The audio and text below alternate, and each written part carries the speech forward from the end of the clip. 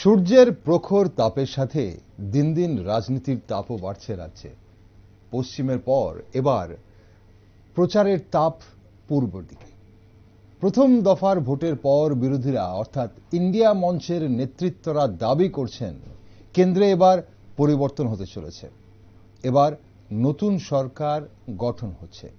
তাই গ্রাম পাহাড়ে ঝোড়ো প্রচার চালিয়ে পূর্ব ত্রিপুরা আসনে দলের জয় নিয়ে 100% নিশ্চিত বলে দাবি করছে বাম কংগ্রেসের নেতৃত্বরা।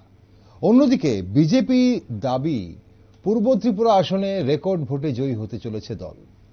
জনজাতিদের উন্নয়নে আন্তরিকভাবে কাজ করেছে মোদী সরকার।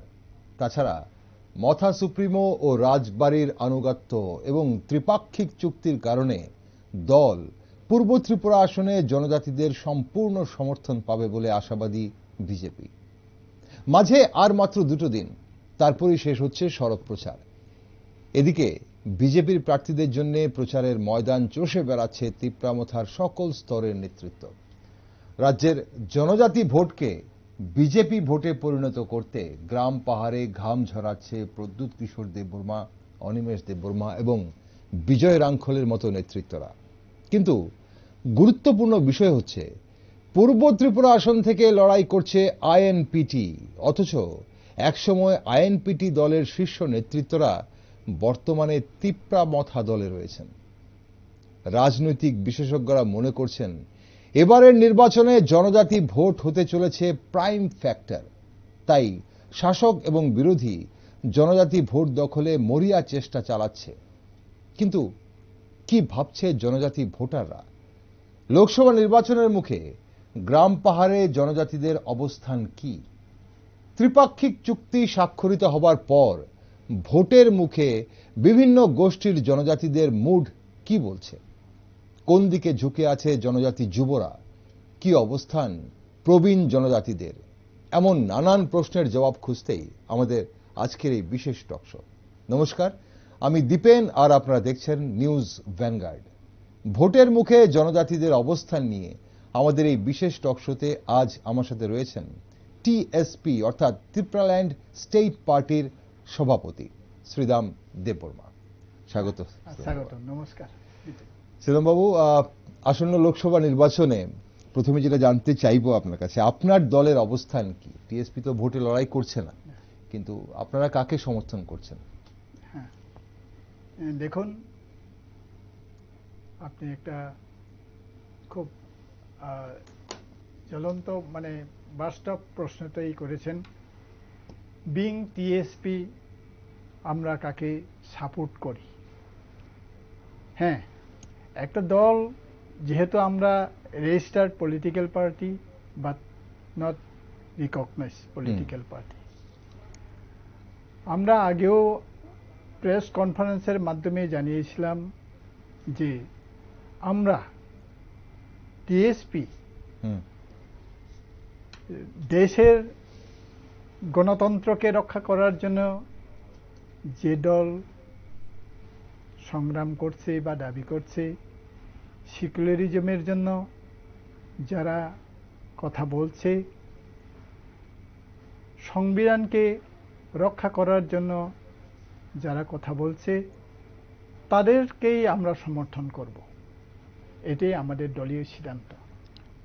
ওকে, তাহলে আপাত দৃষ্টিতে আমরা যদি দেখি গণতন্ত্রকে বাঁচানোর কথা বলছে বিরোধীরা, সংবিধানকে বাঁচানোর কথা বলছে বিরোধীরা, সেকুলারিজম রক্ষা করার কথা বিরোধীদের মুখে শোনা যাচ্ছে। আমরা সেই বিষয় নিয়ে না হয় আপনার সঙ্গে আরো বিস্তারিত আলোচনা করব বিভিন্ন বিষয় নিয়ে, কিন্তু এই মুহূর্তে শ্রীদাম বাবু, যে তিপ্রামথার সমর্থন পেয়ে পূর্ব ত্রিপুরা আসনে বিজেপি কি অ্যাডভান্টেজে আছে বলে আপনি মনে করেন? আর পাশাপাশি এবারের নির্বাচনে পূর্ব ত্রিপুরার ভোটাররা কিসের নিরিখে ভোট দেবেন বলে আপনি মনে করছেন? দেখুন, কিসের নিরিখে ওরা বিজেপি এবং তিপ্রামথাকে ভোট দেবে, আমি কিন্তু সেটাতে কোনো যুক্তি দেখি না। আচ্ছা, এক নম্বরে তিপ্রামথা পার্টি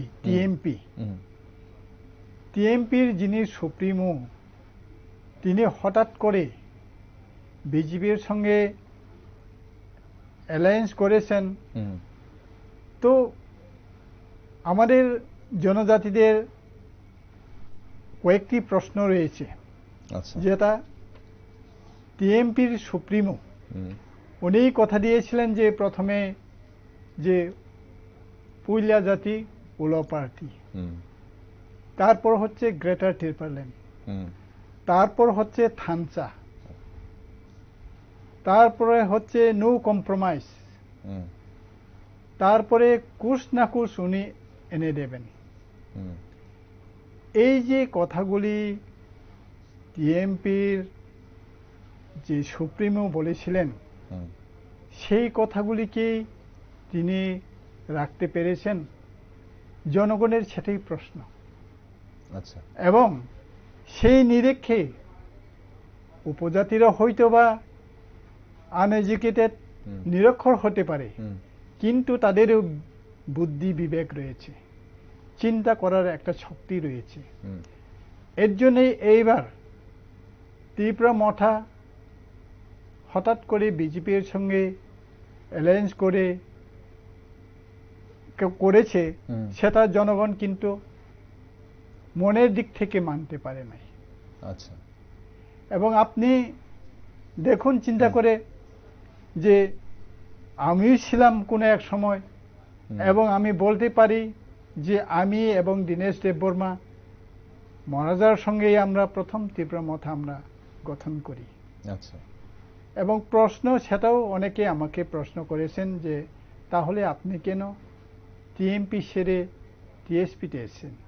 ঠিক আছে, এটা not relevant in this issue. Hmm, hmm, issue হচ্ছে এই যে 2 দিন পরে বা 3 দিন পরে ভোট হচ্ছে, হুম, সেই ভোটে ত্রিপুরা মঠা এবং বিজেপির কি রকম বিরূপ প্রতিফল হবে, হুম, সেটা আমি বলতে চাই, যেটা ত্রিপুরার আদিম জনজাতি যারা রয়েছেন তারা কিন্তু ত্রিপুরা মথার হয়ে ওনাকে মনের মধ্যে গ্রহণ করতে পারে নাই। কেন আচ্ছা। পারে নাই? এই কারণে, যে কারণগুলি আমি বলেছিলাম। ওকে, বা মানে আপনি উনি কথা দিয়েছিলেন যে পুইলা জাতি, গ্রেটার ত্রিপুরাল্যান্ড, হ্যাঁ, থানসা বা থানচা, নো কম্প্রোমাইজ বা compromise, কুছ না কুছ মিলেগা, হ্যাঁ, এই কথাগুলো মানে উনি আগে হ্যাঁ, বলেছিলেন। আগেই বলেছেন। কিন্তু এখন উনি বলছেন যে জনজাতিদের জন্য যারা উন্নয়ন করেছে বিভিন্ন আমলে, ত্রিপুরা রাজ্যের বিভিন্ন আমলে জনজাতিদের জন্য কোনো উন্নয়ন তেমন হয়নি, কিন্তু একমাত্র বিজেপি সরকার বা মোদী সরকার আন্তরিক ছিল এখানে এই জনজাতিদের উন্নয়নের জন্য। পাশাপাশি উনি দেখছেন যে এই মুহূর্তে যে বিজেপি যেভাবে কাজ করছে এবং বিজেপি যেভাবে কথা দিয়েছে, উনি যে বলেছেন যে কুছ না কুছ তো লেকে আয়েঙ্গে, তো এই ত্রিপাক্ষিক চুক্তি হওয়ার পর এখন দেখা যাচ্ছে যে ত্রিপাক্ষিক চুক্তি হওয়ার পর জনজাতিদের উন্নয়ন হবে। তো আপনার দল ত্রিপাক্ষিক চুক্তির বিরোধিতা করেছেন। এখন প্রশ্ন হচ্ছে যে ত্রিপুরা মথার নেতৃত্বরা বলছে যে এই চুক্তি করার ফলে রাজ্যের জনজাতিরা খুশি। এখন এই চুক্তির কারণে আগামী দিনে জনজাতিদের উন্নয়ন নিয়ে আপনারা কি মনে করছেন? আপনারা বিরোধিতা করেছেন, আপনারা কি মনে করছেন যে চুক্তির কারণে কিছু হবে না?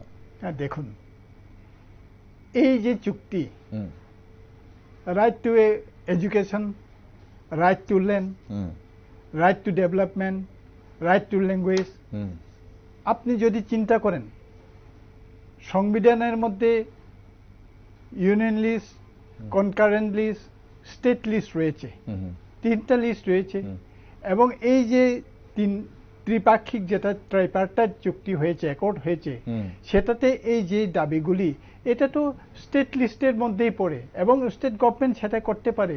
I don't think that Indian constitutional যে ফ্রেমওয়ার্ক রয়েছে, হুম, সেই ফ্রেমওয়ার্ক অনুযায়ী স্টেট গভর্নমেন্টই এটা করতে পারে। তো এখন প্রশ্ন হচ্ছে, মহারাজ কেন গ্রেটার ত্রিপুরাল্যান্ড ছেড়ে নো কম্প্রোমাইজ হবে না বলেছে, হুম, এবং বিজেপি কোনো এক সময় বলেছিলেন হুম, চলো পাল্টাই, হুম, উনি বলেছিলেন চলো ঠকাই বলেছিলেন। হুম, কিন্তু এই চলো ঠকাইয়ের সঙ্গেই উনি কেন হাত মিলিয়ে হুম, ত্রিপাক্ষিক চুক্তি হয়েছে, এবং এই ত্রিপাক্ষিক চুক্তির মধ্যে আপনার গ্রেটার ত্রিপুরাল্যান্ডের কোনো দাবির কোনো স্থান নেই। সুতরাং হুম, মানুষকে বোকা বানিয়ে এইভাবে চুক্তি, এটা আমরা, আর শুধু আমি না, হুম, যারা শিক্ষিত মহল রয়েছেন, বুদ্ধিজীবী মহল রয়েছেন, তো ওনারাও কিন্তু এটাকে অ্যাকসেপ্ট করতে পারেন নাই। ওকে, তাহলে পরে কিভাবে আশা করতে পারেন যে যারা সোকল ইন্টেলেকচুয়াল বা ইন্টেলিজেন্সিয়া তারা কি বিজেপির পক্ষে বা তীব্রমথার পক্ষে ভোট দেবে? কখনো না। ওকে, তাহলে এখন আপনি বলছেন যে এই যে মথার সঙ্গে বিজেপির যে অ্যালায়েন্স, এবং আমরা দেখতে পাচ্ছি পূর্ব ত্রিপুরা আসনের জন্য ময়দানে প্রচারে ঝাঁপিয়ে পড়েছেন তীব্রামথার সকল স্তরের নেতৃত্বরা, প্রদ্যুৎ কিশোর দেববর্মা থেকে শুরু করে সংগঠনের যতটুকু মহিলা সংগঠন বলুন বা ইউথ ফেডারেশন বলুন, যারা রয়েছে সবাই ঝাঁপিয়ে পড়েছে। এখন জনসভাতে বিশাল ভিড়ও আমরা লক্ষ্য করতে পারছি। তাহলে মানে আপনি বলছেন যে এই যে যারা যাচ্ছে জনসভায়, ওনারা কি তাহলে সবাই সমর্থন করবেন না বলছেন? না, দেখুন, আমাদের রাজনৈতিক অভিজ্ঞতায় আমি এটাই বলতে পারি,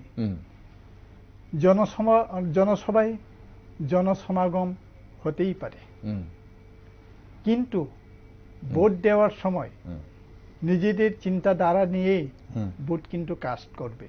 আচ্ছা, তো এটা মনে করার কোনো, আমি বুঝি না যে হ্যাঁ জনজমায়েত হয়েছে, বেশ ভালো হয়েছে, কিন্তু সেই রকম ভোট পড়বে না।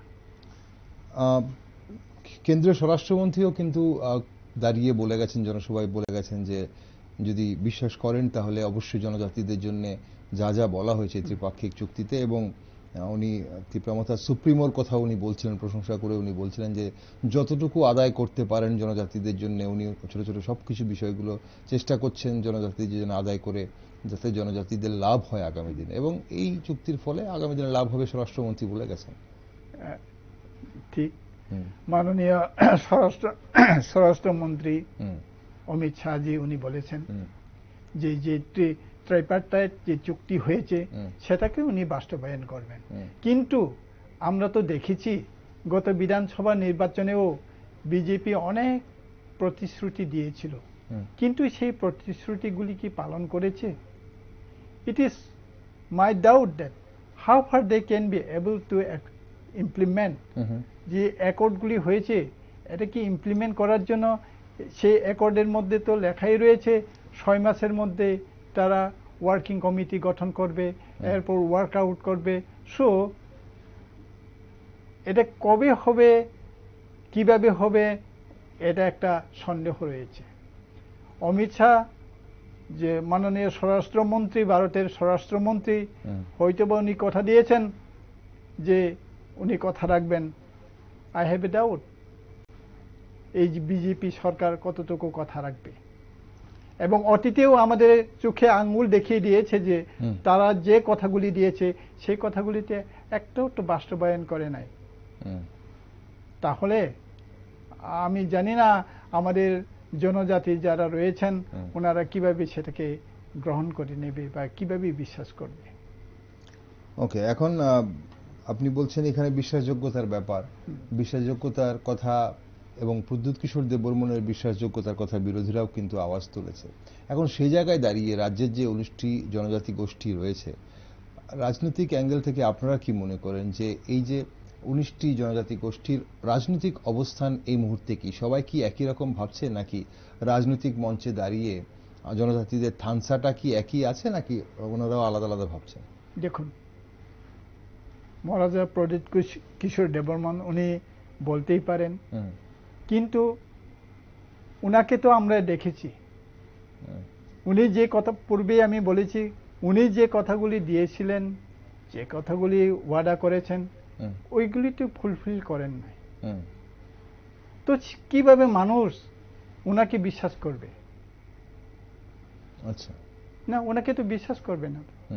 আর যে ক্যান্ডিডেট উনি উনার নিজের পরিবারের একজন কৃতি সিং দেববর্মনকে নিয়ে এসছেন উনার পরিবারের, আমি হয়তোবা আমি এটা মনে করে নিতে পারতাম যে উনি তীব্রমথার সিম্বল নিয়ে, এবং যেহেতু রাজ পরিবারের লোক, যদি এই আনারস চিহ্নে যদি উনি ভোটে দাঁড়াতেন, আমি বিশ্বাস করতাম যে না, উনি টিএমপির অর্থাৎ তীব্রমথার পার্টির ক্যান্ডিডেট। বাট উনি দাঁড়িয়েছেন বিজেপির সিম্বলে, সুতরাং এটাতে তো আর বলার প্রশ্নই থাকে না যে উনি কোনোভাবেই কোনো ক্রমে উনি ত্রিপুরা মথার ক্যান্ডিডেট না, উনি বিজেপির ক্যান্ডিডেট। এবং এটাও ঠিক, উনি তো এই রাজ্যেও থাকেন না, উনি থাকেন ছত্তিশগড়ের। তো উনি যদি সত্যি সত্যি ত্রিপুরাবাসীদের জন্য, শুধু কেন জনজাতি, এইখানে বাঙালি পাহাড়ি সবাই আছি আমরা, তাদের জন্য, তাদের উন্নয়নে উনি কি করবেন সেটাও আমার মনের মধ্যে একটা সন্দেহ রয়েছে। আচ্ছা, এই যে বলা হয় ত্রিপাক্ষিক চুক্তির কথা বলা হয়, ত্রিপাক্ষিক চুক্তি নিয়ে নানান রকম ধোঁয়াশা বিভিন্ন মহলে আমরা আগেও শুনেছি। আপনারা বিরোধিতা করেছেন, টিএসপি বিরোধিতা করেছে। আপনারা বলছেন এই চুক্তির কারণে জনজাতিরা কোনোভাবেই কোনো লাভবান হবে না। অনেকেই বলছিলেন যে না, হতে পারেন, এটার জন্য জনজাতিরা লাভবান হবে না। এখন এই জায়গায় দাঁড়িয়ে আমরা কিছুদিন আগে এই মুহূর্তে বিদায়ী যিনি সাংসদ রেবতী ত্রিপুরা, ওনার সঙ্গে কথা বলেছিলাম। উনিও বলছিলেন যে এই ত্রিপাক্ষিক চুক্তি যদিও ক্লিয়ার না, তো এখন কি সেই ধোঁয়াশাটা কি আপনারা মনে করেন যে এখনো মানুষের মধ্যে রয়ে গেছে? কেন প্রদ্যুৎ কিশোর দেববর্মা তো নিজে সব জায়গায় জনসভা করে এবং ত্রিপুরা মথার নেতৃত্বরা জনসভা করে ত্রিপাক্ষিক চুক্তির কথা জনজাতিদের বুঝিয়েছিলেন, তারপরও ধোঁয়াশা রয়েছে বা সন্দেহ রয়েছে বলে মনে করেন? সার্টেনলি ধোঁয়াশাই রয়ে গেছে। কেননা মানুষ একটা জিনিস তালি করে, যে কথা উনি দিয়েছিলেন সেই কথার সঙ্গে কাজের কি কোনো মিল রয়েছে সেটাও কিন্তু জনগণ বিচার করে। এবং তারাই বলেছে, বিজেপি বলছে যে এই উন্নয়নের নিরীক্ষে বা উন্নয়নকে বিচার করেই জনগণ তাদেরকে ভোট দেবে। ওকে, তাদের ডাবল ইঞ্জিনেই বলুন বা এখন ত্রিপুরা মথাও যোগ দিয়েছে সেটাও বলেন, কিন্তু যোগদান দিয়ে উপজাতিদের বা জনজাতিদের কিছুই লাভবান হবে না। ওকে, এই যে ত্রিপুরা মথার এই যে থানসার কথা আপনিও বলছিলেন, এই থানসার মধ্যে রিয়াংরা কোথায় অবস্থান করছে? দেখুন, থানসা বলতে ঐক্যতাই আমরা বলি, ইন্টিগ্রিটি সেটাও আমরা বলতে পারি, কিন্তু এই থানসা ছিল, থানসা থাকার কারণেই তো ত্রিপুরা মথা 13 জন এমএলএ করতে পেরেছে এবং ত্রিপুরা রাজ্যে রিজিওনাল পলিটিক্যাল পার্টি হিসেবে অপোজিশন পার্টিতে বসেছে এবং থানসার কারণেই এটা হয়েছে। কিন্তু এখন দেখবেন, রাজ্যের জনগণ দেখবেন, এই থানসা এখনো কি অটুট রয়েছে? আগামী ইলেকশনে সেটা প্রমাণ হয়ে যাবে। এই থানসা আছে কি নেই ভোটের মধ্যেই প্রতিফলিত হবে। সেটা যেটা বারবার বলা হয়, সেই রিয়াং বিদ্রোহের কথা উঠে আসে এবং রাজনৈতিক বিশেষজ্ঞরা বলেন যে সেই যে রতনমণি রিয়াংয়ের কথা উঠে আসে। এখন এবার ইন্ডিয়া মঞ্চের প্রার্থীও একজন রিয়াং কমিউনিটি থেকে বিলং করছেন, রাজেন্দ্র রিয়াং, এবং বলা হচ্ছে রিয়াং ভোটকে টানার জন্যই এমন একজন প্রার্থীকে করা হয়েছে। তো সেই জায়গায় দাঁড়িয়ে রিয়াং ভোটটা পূর্ব ত্রিপুরা আসনে এবার কতটা ফ্যাক্টর হবে বলে আপনি মনে করছেন? দেখুন, একটা জিনিস, না একদিকে থানসা, একদিকে রিয়াং ভোটের রিয়াং ভোট। থানসা তো আমি আগেই বলেছি, কিন্তু এখন রাজেন্দ্র রিয়াং উনি হয়েছেন ক্যান্ডিডেট। এর আগে কে ছিলেন? রেবতী ত্রিপুরা, বিজেপির ক্যান্ডিডেট। এর আগেও তো কিন্তু কিরিট বিক্রম মহারাজ উনিও হয়েছিলেন, উনি তো বিলং করে দেববর্মা, তাই তো? জিতেন চৌধুরী উনি ত্রিপুরা কমিউনিটির লোক। তো সেইখানে রিয়াং, ত্রিপুরা বা দেববর্মা এইসব বলে কোনো একটা ফ্যাক্টর হবে না আমি মনে করি। এবং হয়তো বা মাঝে মধ্যে পত্রপত্রিকায় দেখে থাকি যে রিয়াংরা ওরা একটু বিদ্রোহ করবে বা এই সেই, না সেরকম তো হবে না। ওকে, মানে এখানে এই যে যেহেতু রাজবাড়ির ক্যান্ডিডেট একজন, মথা সুপ্রিমোর দিদি যেহেতু ক্যান্ডিডেট, এবং যদিও উনি বিজেপির প্রতীকে রয়েছেন, তাহলে এবং রাজবাড়ির প্রতি আনুগত্য এখানে যদি সবাই দেখায়, তাহলে তো এখানে আপনি বলছেন যে রিয়াংরাও এইদিকেই ভোট দেবে, বিজেপিকেই ভোট দেবে। না, একটা জিনিস হচ্ছে কি, হুম, আমি তো আগেও বলেছি হুম, রাজবাড়ির উনি সদস্য, হুম, হুম, তা ঠিক। হুম, এবং মহারাজ প্রদ্যুৎ কিশোর দেববর্মন উনিও নিজের পরিবার থেকে দিয়েছেন, হুম, তাও ঠিক। হুম, কিন্তু মানুষ এটা বলবে না মহারাজ যে কথাগুলি দিয়েছিলেন সেইটা কি ফুলফিল হয়েছে। আচ্ছা, এবং যদি আজকে আমরা মানে এখন কৃতি সিং দেববর্মাকে যদি ভোটও দেই আমরা, হুম, আমি প্রথমেও বলেছিলাম যে উনি কতদিন সময় দিতে পারবেন ত্রিপুরা রাজ্যের আম জনতার জন্য। উনি তো আচ্ছা, চলে যাবেন আবার ছত্তিশগড়ে। হুম, সেটাও একটা মনের মধ্যে প্রশ্ন জাগে। হুম, ঠিক আছে, আমি রেবতী দেববর্মার প্রসঙ্গে আমি এটা বলতে চাই, উনি son of the soil of Tripura, Tripura রাজ্যের সে লোক, হুম, এবং দুঃখে সুখ দুঃখে উনি ত্রিপুরাতেই থাকবেন। হুম, উনি তো ছত্তিশগড়ে আর চলে যাবেন না, হুম, বা কোনো রাজ্যেও চলে যাবেন না। হুম, আমি এই কথা বলছি না যে একেবারে উনিও রাজ্যের গত 5 বছরে অনেক কিছু করেছেন, আমি সেটাও বলি না। তবে আমি বলছিলাম কি যে উনি এই রাজ্যের একজন জনজাতির সন্তান। হুম, হ্যাঁ ঠিক, কৃতি সিং দেববর্মা উনি রাজবাড়ির হতে পারেন, কিন্তু যদি আমরা দেখি উনার বর্ন অ্যান্ড ব্রট আপ এবং পড়াশোনার সব কিছু উনি শিলংয়েই করেছিলেন। হুম, এরপর তো ঠিক আছে, পরিবার হয়ে গেছে ছত্তিশগড়ে।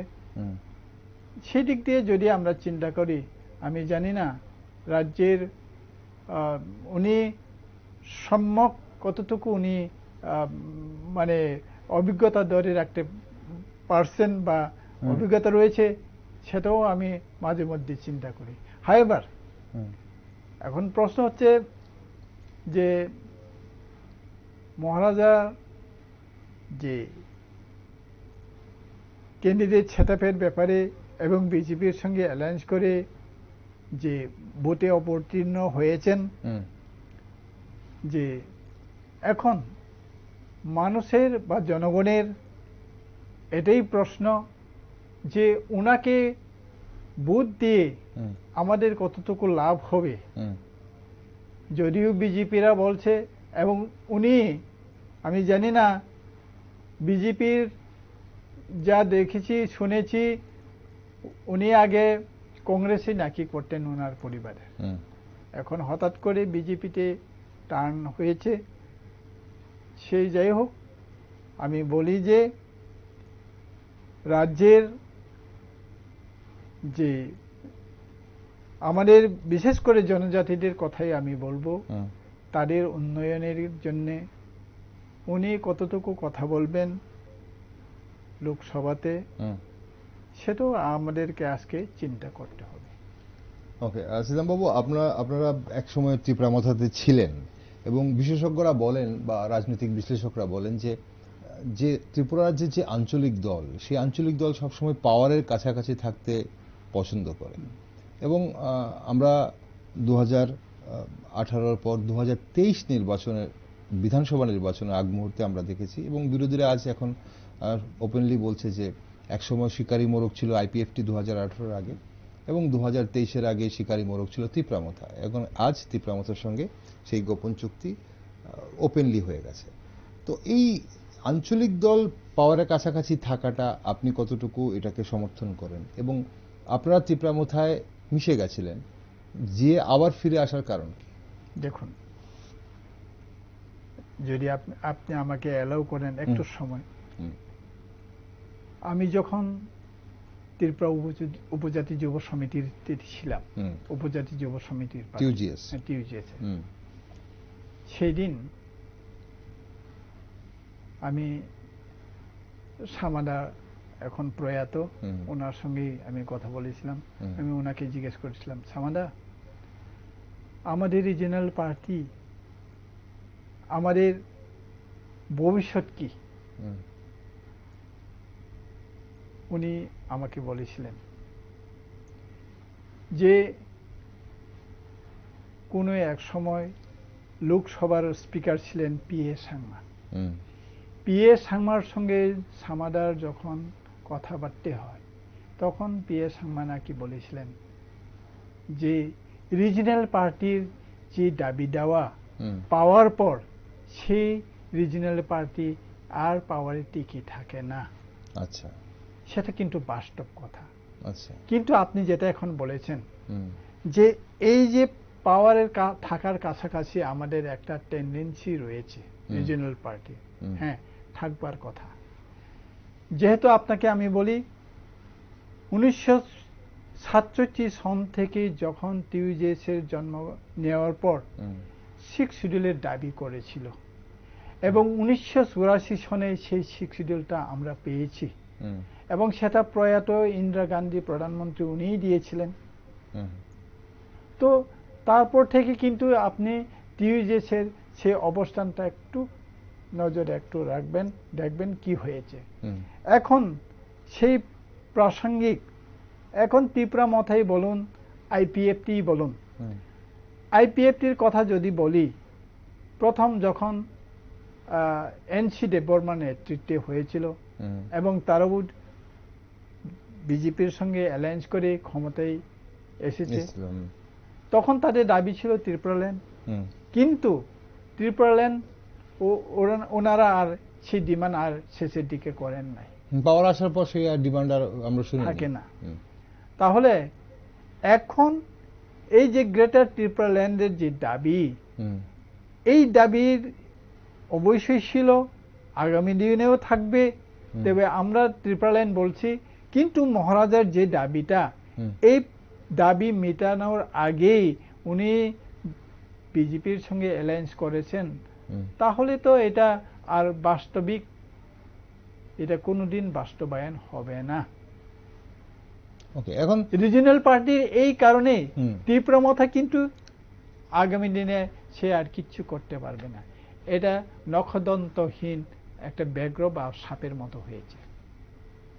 আজকে আপনার এই স্টুডিওতে আমি বলে যাচ্ছি যে আগামী দিনে ত্রিপুরা মথা এই রাজ্যে হয়তো বিলীন হয়ে যাবে। কেন যদি আপনি প্রশ্ন করেন, তাহলে ওইগুলি রিপিট করবে, এই কারণগুলি।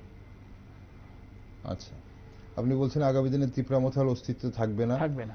এখন কথা হচ্ছে যে এই যে দাবি পূরণের আগেই আপনি বলছেন যে ত্রিপুরা মথা পাওয়ারের সাথে মিশে যাওয়াটা, আমরা তো বরাবর প্রদ্যুৎ কিশোর দেববর্মাকে শুনেছিলাম যে এটা 2023 নির্বাচনের আগেও শুনেছিলাম যে গ্রেটার ত্রিপুরাল্যান্ড হোক, কনস্টিটিউশনাল সলিউশন হোক, যেটাই হোক, যারা লিখিত প্রতিশ্রুতি দেবে তাদের সঙ্গেই ত্রিপুরা মথা অ্যালায়েন্স করবে বা তাদের সমর্থন করবে, এমনটা উনি বলছিলেন বারবার।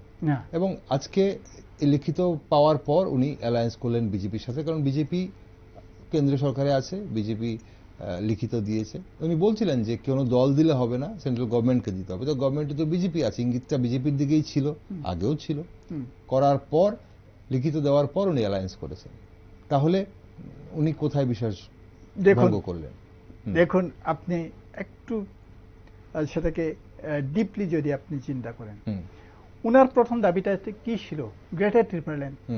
তো নো কম্প্রোমাইজ, কোথায় গেল নো কম্প্রোমাইজ? কোথায় গেল আপনার গ্রেটার ত্রিপুরাল্যান্ড? এখন শেষে এসে কুছ না কুছ, নো উই ডোন্ট ডিমান্ড কুছ না কুছ, সংবিধানের কুছ না কুছ এটা আমরা দাবি করি না। আমরা দাবি করেছিলাম এবং ওনার সঙ্গেও আমি ছিলাম ওনার ছায়া সঙ্গী হিসেবে। আচ্ছা, গত এডিসি নির্বাচনের সময় মোহনপুরে যখন অ্যাটাক হয়েছিল, আমিও তো ছিলাম ওনার সঙ্গে। তখন আমাদের দাবিই ছিল গ্রেটার ত্রিপুরাল্যান্ড। তাহলে গ্রেটার ত্রিপুরাল্যান্ড দাবি থেকে 180 ডিগ্রি উল্টে পাল্টে উনি চলে গেছেন এখন বিজেপিতে। তাহলে কি মানুষ বিশ্বাস করবে? আমি হয়তো বা প্রশ্ন করতে পারেন, শ্রীরাম দেববর্মা, দীনেশ দেববর্মা এবং অন্যান্যরা কেন ওনাকে ছেড়েছে? Yes, there is some reason, there is many facts. আমরা হয়তো সময় থাকে আমি ডিসক্লোজ করব, কিন্তু অনেক লোকেরাই জনগণ আমাদেরকে প্রশ্ন করে কেন আপনি মহারাজের সঙ্গ ছেড়েছেন। না, এটা অনেক মানুষ জানতে চায়, রাজ্যের মানুষও জানতে চায়, কারণ আপনারা প্রথম সারির নেতৃত্বরা আপনারা কেন গিয়ে তীব্রামথা দল গঠন করেছেন, টিএসপি সেখানেও বিলীন হয়ে গেছিল, এবং এই আনারস নিয়েও কথা আছে, আনারস চিহ্ন নিয়ে। তা সেখান থেকে আপনারা কেন আবার ব্যাকফুট নিলেন, আবার কেন পেছন দিকে এলেন? হ্যাঁ, কেন আমরা রিভার্স হলাম? দেখুন, রাজনীতিতে যখন তার প্রিন্সিপাল, যখন তার আইডিওলজি থেকে ডিপার্ট হয়ে যায়, যারা সত্যিকারে পার্টিকে ভালোবাসে, আইডিওলজি নিয়ে আইডিওলজিকে ধরে রাখার চেষ্টা করে, প্রিন্সিপাল নিয়ে আন্দোলন করতে চায়, তারা কোনো সময় এইভাবে কাজ করতে পারে না। এখন মহারাজার আইডিওলজি কোথায়? কোথায় ওনার প্রিন্সিপাল? No compromise. বিজেপির সঙ্গে কোনো কম্প্রোমাইজ হবে না। এখন কম্প্রোমাইজ করেছে, then where is his principal? Where is the ideology that being demanding that greater triple N? এখন প্রশ্ন হচ্ছে, এইসব আইডিওলজি প্রিন্সিপাল থেকে তো উনি সরে এসেছেন। এবং দিস ইজ ভেরি ট্রুথ। আমি ওনার সেক্রেটারি ছিলাম, ইভেন অফিস সেক্রেটারি হিসেবে আমি কাজ করেছি, এবং উনি আমাকে ভালোই জানেন। এবং আমরা যেহেতু তীব্রামথা প্রথম আমরা গঠন করি, সেটা আপনাকে বলবো আমার কোনো দ্বিধা নেই। শিলংয়েও আমরা প্রথম এটা গঠন করেছিলাম ওনার ডাকে। কিন্তু এখন তীব্রামথা না, প্রথম হচ্ছে Tripura, the indigenous progressive regional alliance. এখন এই যে গত বিধানসভা নির্বাচনের আগে 23-এ উনি দিল্লি গিয়ে আমাদেরকে কোনো কিছু না জানিয়েই তীব্রামথা পার্টি নামে উনি করেছিলেন, এবং সেদিনের প্রেসিডেন্ট ছিলেন রুনেল দেববর্মা, বিজয় রাঙ্খল নয়। আপনাকে বলে রাখি, বিজয় রাঙ্খল নয়। বিজয় রাঙ্খল তো তখন ছিলেন ছোট জগন্নাথ। এখন কি আছেন সভাপতি? কাগজে পত্রে রুনেল দেববর্মা। আমি জানি না গত বছর জুন না জুলাই, এই যে আপনার খুমুলুঙ্গে যে প্লেনারি সেশন হয়েছিল, তখন উনি আবার গঠন করেছেন, বিজয় রাঙ্খলকে প্রেসিডেন্ট করে দিয়েছেন। এবং এই দলে কোনো সময় এক্সিকিউটিভ কমিটি নেই, শুধু অ্যাডভাইজারি কমিটি। আমি মহারাজকে অনেকবার বলেছিলাম, মহারাজ, why shall we not form this executive committee? To execute the party, we need executive committee, not advisory committee. Advisory committee মতলব কি? এটা আমাদেরকে অ্যাডভাইস করবে, we'll expect the council from them only. তো আমাকে উনি বলেন, না না, আমি আছি তো। হ্যাঁ, he's all in all.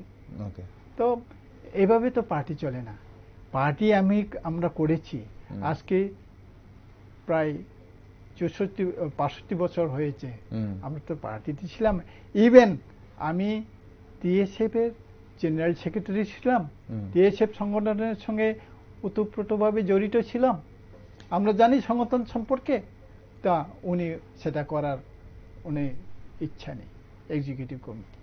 এটার পেছনে কারণ কি থাকতে পারে? মানে উনি একাই দলটা চালাচ্ছেন। উনি তো বলছিলেন যে আমি তো আমার পদ থেকে, চেয়ারম্যান পদ থেকে সরে এসেছি, আমি একজন এমনিতেই কার্যকর্তা হিসেবে কাজ করব, এমনিতেই একজন কর্মী হিসেবে দলের জন্য কাজ করব, আমি দিল্লিতে থাকবো, দিল্লির সঙ্গে কথা বলবো, আর রাজ্যে অন্যরা চালাবেন। এই কথাগুলো তো উনি বলেছিলেন প্ল্যানারি সেশনের পর।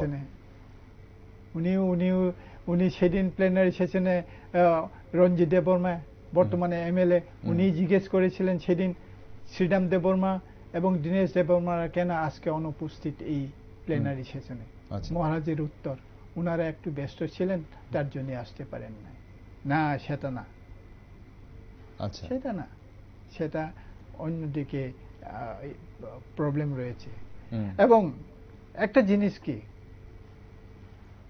বিধানসভার নির্বাচনের আগে চরিলামের লালসিংহরায় উনি কি বলেছিলেন আপনার খেয়াল আছে? আমি আজকে থেকে রাজনীতি থেকে আমি অবসর নেব, আমাকে আর তোমরা কোনো সময় মঞ্চেও দেখবে না। যখন উনি বিকালে এসছেন সন্ধ্যার দিকে, আমি উনার সঙ্গে কথা বলি। আমি তখন ছিলাম টাকার জলে একটা জনসভাতে, বাড়ি আগরতলায় ফিরেছে। আমি উনাকে বলেছিলাম, মহারাজ, why you have uttered all these things? কেন এটা মানুষের মনে একটা দাগ পড়ে যে আরে আপনি অবসর নেবেন, এই মুহূর্তে কথা বললে তো এটা হবে না। তো উনি তো অনেক সময় কথা বলে দেন। উনি তো ওয়ান লাস্ট ফাইটের কথা বলেছেন। ওয়ান লাস্ট ফাইটে সেটা অবশ্যই এই পয়েন্টে আসার, শেষ দিকে আসার আমার কথা আছে বা বলার ইচ্ছা ছিল। লাস্ট ফাইট, লাস্ট ফাইট মানে কি? তাহলে কি যদি আমরা যুব সমিতি থাকার সময় 1984 সনে আমাদের 6 শিডিউল দেওয়া হয়েছিল, 67 থেকে আন্দোলন শুরু করে 84-তে আমরা পেয়েছি, তাহলে কত বছর ধরে আমাদেরকে আন্দোলন করতে হয়েছে? 17 to 18 years consecutively। তাহলে উনি যদি এই কথা বলে থাকেন দিস ইজ লাস্ট ফাইট, আরে লাস্ট ফাইট কোনো দিন হয় না। লাস্ট ফাইট হবে যেদিন আমি ফাইট করতে করতে যদি আমি মরে যাই, সেটাই হবে আমার লাস্ট ফাইট। তাহলে এটাই প্রমাণ করে কুছ না কুছ আপনাদেরকে এনে দেব। কুছ না কুছ মানে এই যে কয়েকটা ট্রাইপার্টার চুক্তি করে এখন আমাদেরকে দিয়েছেন, এবং উনি হয়তো বা রাজনৈতিক থেকে অবসরও নিতে পারেন। এখন শ্রীরামবাবু, এই যে একটা কথা বলা হয়, অনেকেই এটা বলেন যে আলাদা রাজ্য নিয়ে জনজাতিদের একটা সেন্টিমেন্ট রয়েছে, এবং সেটাকে, সেই সেন্টিমেন্টটাকে কাজে লাগিয়ে টিউজিএস বলুন, আইপিএফটি বলুন, স্বাধীন ত্রিপুরা বলুন, ত্রিপুরাল্যান্ড বলুন, বা ত্রিপুরামথা, গ্রেটার ত্রিপুরাল্যান্ড, বিভিন্ন আঞ্চলিক দলগুলো রাজনীতি করে। এখন আইপিএফটি ও ত্রিপুরামথা মানে এই একই সেন্টিমেন্টকে কাজে লাগিয়ে মন্ত্রিসভায়ও জায়গা করে নিয়েছে। এটা আপনারা সমর্থন করেন কিনা এই সেন্টিমেন্ট? এবং আগামী দিনে এই ত্রিপুরাল্যান্ডটাকে আপনাদের দলও বাঁচিয়ে রাখছে, এই মুহূর্তে এই সেন্টিমেন্টটাকে কাজে লাগিয়ে বাঁচিয়ে রাখছে, এবং এটা নিয়েই রাজনীতি করা হবে। দেখুন, একটা জিনিস, এটা সেন্টিমেন্টাল ইস্যু বা যাই কিছুই হন, ত্রিপুরাল্যান্ড দাবিটা কিন্তু রিজিওনাল পার্টির মধ্যে এটা থাকবেই থাকবে। আচ্ছা। এবং এটা কোনো অসাংবিধানিক না। আপনার সংবিধানের ফার্স্ট পার্টে আর্টিকেল 2 and 3, স্পেসিফিক্যালি 3-তে এটা দেওয়াই রয়েছে, সেপারেট স্টেট হইতেই পারে। সো আমাদের দাবিগুলো, সেটা ত্রিপুরাল্যান্ড দাবিটা, এটা অযৌক্তিক না। গণতন্ত্র দেশে যে কোনো দাবি আমরা করতে পারি, কোনো অসাংবিধানিক না।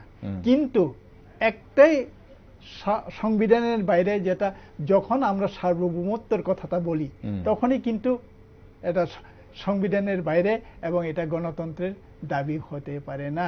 যেমনটা হয়তো বা এনএলএফটি, এটিটিএফ তারা দাবি করেছে স্বাধীন ত্রিপুরা বা সার্বভৌমত্ব নিয়ে। আমরা তো সার্বভৌমত্বের কথা তো বলি নাই। আমরা বলেছি যেমন তেলেঙ্গানা যেমন হয়েছে, আমাদেরকে সেভাবেই দিয়ে দিন, এবং সংবিধানের যে ধারাতে আছে 3 ধারায়, সেটাকে আমাদেরকে দিন। আমরা তো অন্য কিছু বলি নাই। এবং এটা কেন আমরা দাবি করেছি? যুব সমিতির সময়তে আমরা সেটা দাবি করি নাই। Why this vital demand arise, এটাও কিন্তু আমাদেরকে চিন্তা করতে হয়। রাজ্যের মানুষ, আমাদেরকে চিন্তা করার সময় এসে, why this indigenous people are raising this demand, what is the reason behind of this, what is the reasons are there, এটা কিন্তু আমাদেরকে চিন্তা করতে হবে। এবং তার জন্যই তো আমাদেরকে 6 শিডিউল মোতাবেক দেওয়া হয়েছে অটোনমাস ডিস্ট্রিক্ট কাউন্সিল। কিসের জন্য? আমাদের সার্বভৌমত্বের কথা না, আমাদের মৌলিক অধিকারকে রক্ষা করার জন্য যেটা সংবিধানের 6 শিডিউল প্রভিশন রয়েছে, সেটা দেওয়া হয়েছে। এবং এটাও আপনি জানেন, 6 শিডিউল ত্রিপুরার জন্য ছিল না, শুধু আসাম, মিজোরামের জন্য ছিল।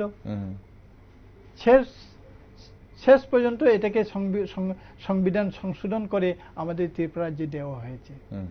তো এটা অসাংবিধানিক না। যখন যে কোনো রাজ্যের জনগণ যেটা চায়, সেটাকে দিতেই বাধ্য। যেমন তা আপনি বলুন লাদাখের। এখন এই যে আপনি বলেছেন যে কেন এই ডিমান্ড করা হচ্ছে, সেটা ভাইটাল। এই যে জনজাতিদের উন্নয়নের প্রশ্নে যে পয়েন্টের উন্নয়নের প্রশ্নে এই ডিমান্ডটা বারবার উঠে আসে, সেটা স্বাধীন ত্রিপুরা হোক বা ত্রিপুরাল্যান্ড হোক বা গ্রেটার ত্রিপুরাল্যান্ড হোক, সেটা ভাইটাল, সেটা ইম্পর্টেন্ট কেন হচ্ছে। এখন এই যে ত্রিপুরামথার এই যে ত্রিপাক্ষিক চুক্তি, সেই চুক্তিতে যে পয়েন্টগুলো উল্লেখ রয়েছে, সেই পয়েন্টগুলো তো সেই ভাইটাল পয়েন্টগুলো, যে পয়েন্টের জন্য আলাদা করে একটা রাজ্য ডিমান্ড করা হয় বারবার, তাই নয় কি? কনস্টিটিউশনাল রাইট, এডুকেশনাল রাইট, ল্যাঙ্গুয়েজের রাইট, বা এদের ইকোনমিক রাইটস, ল্যান্ড রাইটস, এগুলো কথাই বলা হচ্ছে বারবার। এর বাইরে কি আর কোনো ডিমান্ড আছে? দেখুন, আমরা যদি ফান্ডামেন্টাল রাইটসটা আমরা পড়ি, তাহলে তো এগুলিতে আমাদের ফান্ডামেন্টাল রাইটসের মধ্যেই আছে তো। রাইট টু এডুকেশন, এটা তো আমাদের ফান্ডামেন্টাল রাইট। আলাদা রাজ্যের দাবি কি আলাদা অ্যাডমিনিস্ট্রেশনের জন্য? এটা তো আলাদা রাজ্যের সঙ্গে এটার কোনো মিল নেই তো। আচ্ছা, এই যে ল্যান্ড রাইটস আমাদের ত্রিপুরা রাজ্যে কি টিএলআর এলআর অ্যাক্ট 1964, 84 এইগুলি কি নাই আমাদের? এটা তো রয়েছে। তাহলে এটা কেন আবার চুক্তি করা হয়েছে? চুক্তি যখন হয়, আমি সেদিনেও একটা সাংবাদিক সম্মেলনে বলেছিলাম, এটাকে বলে একটা ঐতিহাসিক চুক্তি। কিভাবে ঐতিহাসিক চুক্তি? ঐতিহাসিক চুক্তি হইতেই পারে যেটা বিজয়রাঙ্কল টিএনবির সঙ্গে ভারতের সরকার চুক্তি হয়েছিল এবং 3টা সিট বেড়েছিল, 17 থেকে 20 হয়েছিল। হ্যাঁ, সেটাই তো চুক্তি। আর এটা কি চুক্তি? এটা তো আমার ফান্ডামেন্টাল রাইটসের মধ্যেই পড়ে। ল্যান্ড টু রাইটস, এই right to education, right to development, right two economy, এগুলি তো সবাই আর রয়েছে। তাহলে এটা কি নতুন করে কিছু চুক্তি করতে হয়? আমাদের কি বোকা বানাতে চায় মহারাজা? আমরা কি এত অশিক্ষিত বলে আমরা কিছুই জানি না এই সম্পর্কে? আমাদের ফান্ডামেন্টাল রাইটস কি বলে সেটা তো ওইখানে ওইগুলি তো রয়েই গেছে। তাহলে উনি কিভাবে এটা ঐতিহাসিক বলতে পারেন? এবং আমিও জানি না বিজেপি সরকারও কিভাবে এটাকে ঐতিহাসিক বলেন। ঐতিহাসিক যখনই হবে, যখন ইমপ্লিমেন্ট হয়, তখন আমরা ঐতিহাসিক বলতে পারবো। বিফোর দিস এক্সিকিউশন বা ইমপ্লিমেন্টেশন এটাকে ঐতিহাসিক বলতে পারি না আমরা। ওকে, এখন সেটাই জানার বিষয়, যেহেতু এই চুক্তিতে যে বিষয়গুলো, যে পয়েন্টগুলো ছিল, যে রাইটসের কথা বলা হয়েছে, সেগুলো যদি, সেই সমস্যাগুলো যদি মিটে যায়, তারপরেও কি আলাদা রাজ্যের ডিমান্ড কি থাকবে? দেখুন, এখন আলাদা রাজ্যের ডিমান্ডটা তাহলে আলটিমেটলি কিসের জন্য? দেখুন, একটা জিনিস আপনি লক্ষ্য করেছেন, 84 সনে 6 শিডিউল দেওয়া হয়েছিল। আজ অব্দি 2024, কত বছর হয়ে গেছে? ডেভেলপমেন্ট কি হয়েছে? এই রাজ্যের যারা এডিসি এলাকায় বসবাস করেন তাদের কি উন্নয়ন হয়েছে? তাদের কি ইকোনমিক ডেভেলপমেন্ট হয়েছে? তাদের কি শিক্ষায় দীক্ষায় অগ্রসর হয়েছে? না, মোটেও না। আমি বলবো মোটেও না। কেন না? যদি আমাকে আপনি প্রশ্ন করেন কেন না, এডিসির বাজেটে দেখুন আপনি, সেটাতেই প্রতিফলিত হয় যে রাজ্যের জনজাতিদের জন্য কিভাবে ডেভেলপমেন্ট করতে হয়। এই অর্থ দিয়ে কোনো দিন উন্নয়ন হবে না। তার জন্যে আমরা চাইছি যে সেপারেট স্টেট। আচ্ছা, এবং সেখানে কোনো অসুবিধা হবে না। সেপারেট স্টেট, অনেকে বলেন না এই ছোট্ট রাজ্য, এখানে আবার যদি দুভাগ হয়ে যায় কিভাবে হবে? না, এরকম ছোট ছোট রাজ্য অনেকটাই তো রয়েছে। এবং আমি মনে করি রাজ্যের যেভাবে মানে বহিরাগত যারা বাইরের থেকে আসছে, আমাদের ত্রিপুরা রাজ্যে আমরা যদি বলি যে আমরা কোনো এক সময় জনজাতিরা এই রাজ্যে একটা বড় অংশেই ছিলেন, now we become the microscopic minority. Why it has become? কেন এটা হয়েছে? এবং এটার জন্য ভারত সরকারও দায়ী রয়েছে। আমাদের উন্নয়নের জন্য তারা কিছুই করে না। এবং দেখুন একটা জিনিস, ইকোনমিক্সে তো বলে যে আপনার এই টেবিলে যতটুকু জিনিসপত্র রয়েছে, 10 বছর পরে যদি আরো কলম, আরো জিনিস রাখেন, জায়গা থাকবে না, তো স্পেস থাকবে না। জায়গা তো আর ইলাস্টিক না, বাড়বে না। কিন্তু জনগণ তো বাড়তেছে।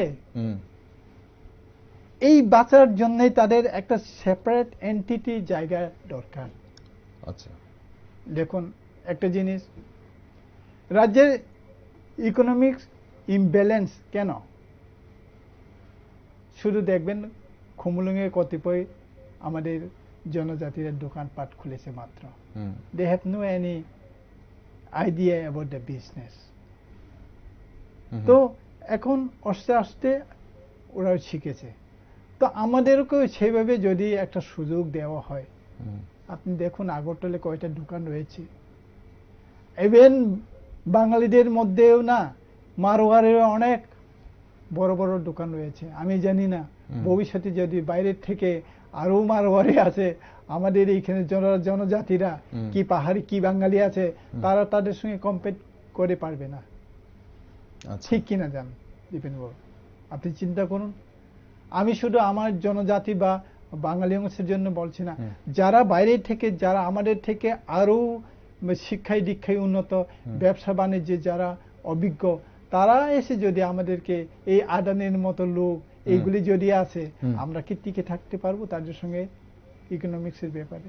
বাইরে থেকে আসা থেকে মনে পড়লো সীতামবাবু, একসময় সিএ এর আপনারা বিরোধিতা করেছিলেন এবং সিএ এর বিরোধিতা নিয়ে চরম পর্যায়ে বিরোধিতা আমরা দেখেছি, মাধববাড়ির কথাও রাজ্যবাসী দেখেছে। কিন্তু বর্তমানে আপনাদের কি অবস্থান সিএ নিয়ে? দেখুন, এটা আর একটা ইস্যু। তো আমরা তো বরাবরই বলে থাকি, এই যে সিটিজেনশিপ অ্যামেন্ডমেন্ট অ্যাক্ট, আগে ছিল সিটিজেনশিপ অ্যামেন্ডমেন্ট বিল, অ্যাক্ট হয়ে গেছে, হ্যাঁ এখন চালু হয়ে গেছে। আমরা তো বরাবরই এটাকে আমরা মানি না, এবং এটা অসাংবিধানিক। কেননা এটা আমার বলার থেকে সুপ্রিম কোর্ট যেটা বলেছে, এখন আপাতত সুপ্রিম কোর্টের যে কোর্টে রয়েছে সেটাকে আমরা বলবো বা মানব। আমি ব্যক্তিগতভাবে সেটাকে আর বেশি এক্সটেন্ডও করতে চাই না, তবে আমরা বলি যে এটা ঠিক না। ওকে, সুদামবাবু, 2023 সালে যে বিধানসভা নির্বাচন হয়েছে, বিরোধীদের একটি আসনও দেয়নি জনজাতিরা।